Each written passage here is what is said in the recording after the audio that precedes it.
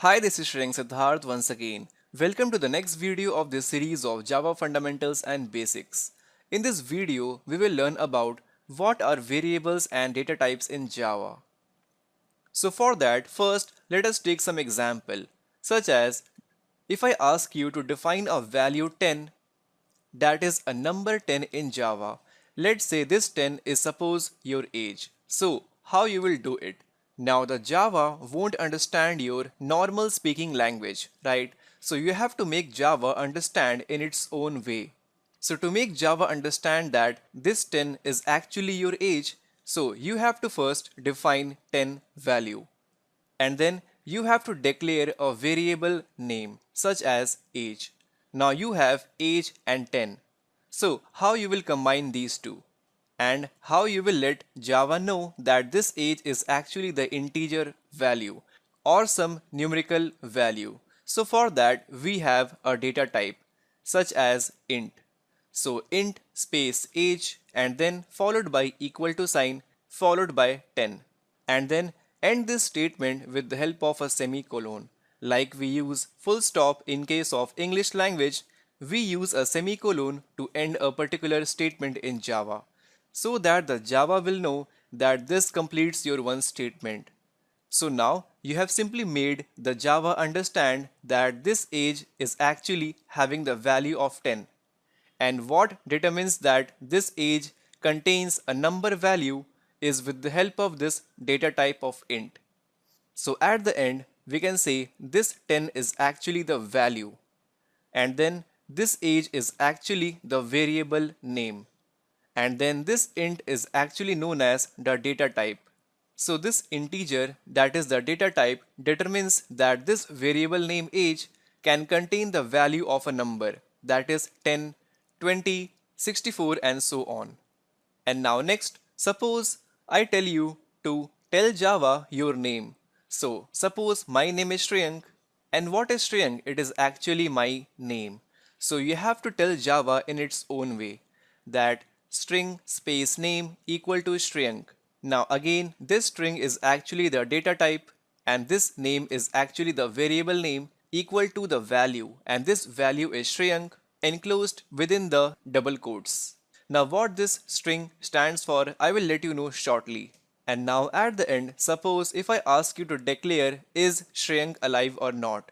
If he is alive, then simply print true, or if he is dead, then simply put the value as false. So either true or false, right? So for that I have a special data type of boolean. Boolean space is alive equal to true. Yes, Shreyank is alive and his age is 10. Now again, this boolean can be either true or false, right? And now proceeding forward, let us check out what is exactly a variable. So here int age equal to 10, where this age is actually the name of the variable, right? So let us talk about what is a variable in Java. So to define a variable, it is the name of the reserved area allocated inside the memory. Now whenever you run your Android application or some Java application or any other application, then it consumes some memory. Now that memory is actually consumed partly by these variables, such as int age equal to 10 consumes some memory of your device, right? So this variable is actually the name of the area allocated inside your memory. And now there are basically three types of variables in Java, such as the first is the local variable, instance variable, and then the static variable or the class variable.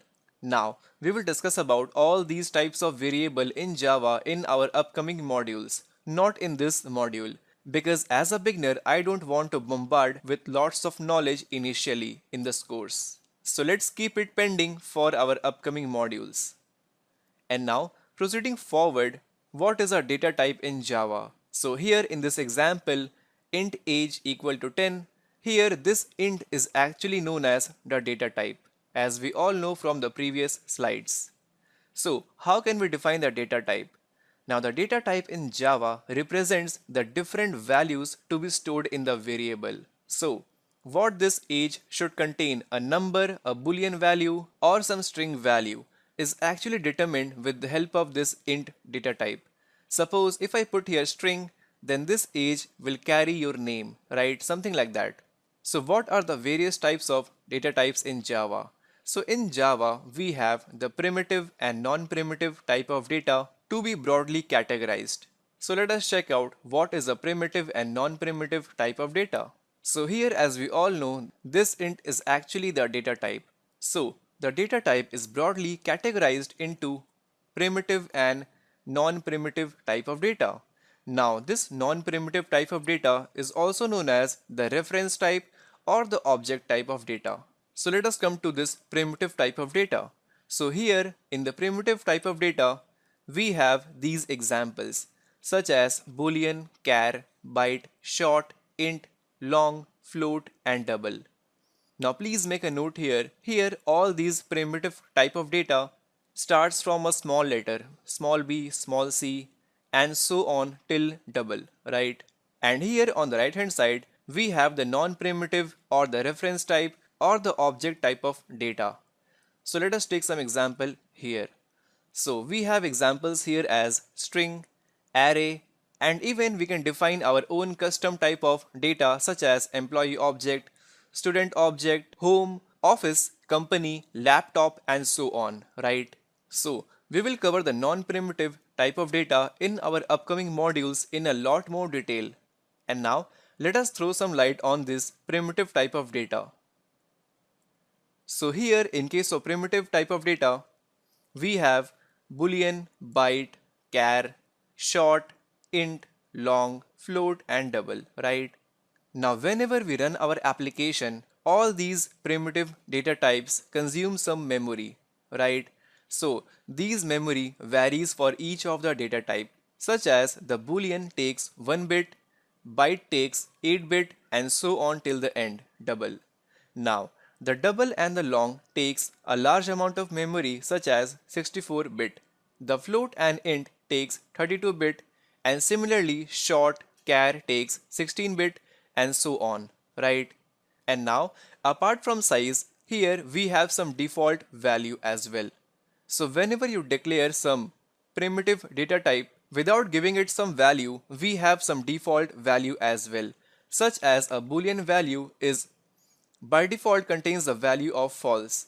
Byte contains 0, char contains this value, short, int and long contains 0. And down the side we have float and double. Now float and double actually contains the decimal point values. So by default it has the value of 0.0 and 0.0 respectively. Now here we have f and d. So whenever we define a float value and the double value, we actually provide a suffix of f and d respectively. And now let us take some example of the values that we can store inside these data types. So on the right hand side, I have some examples such as the boolean can be true or false. The byte can store the value ranging from -127 to 128. Character can be a single alphabet or some special escape characters or some integer value. Now here make a note, all these values are actually enclosed within a single quote, such as A has been enclosed by one single quote here and one single quote here.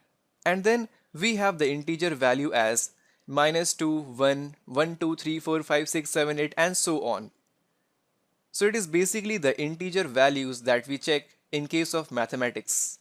And in case of long, we have -2l, -1l and so on. And then comes the floating point value and the double value that accepts the decimal values such as 3.4, 4.6, f and so on, right? And please make a note, here we have small f and capital F. So you can use either small f or capital F to declare any floating point values. Now similarly in case of double values, we can use either small d or capital D. It is totally up to your wish. So this is all for this video. So in the next video, we will check out the primitive data types in a lot more detail in our demo video in our IntelliJ IDE. That is, we will start coding from the next video onwards. So meanwhile, if you like what you saw, please subscribe to my channel SmartHerd and please do leave a comment below the video. This is Shreyas from SmartHerd signing off. Thank you.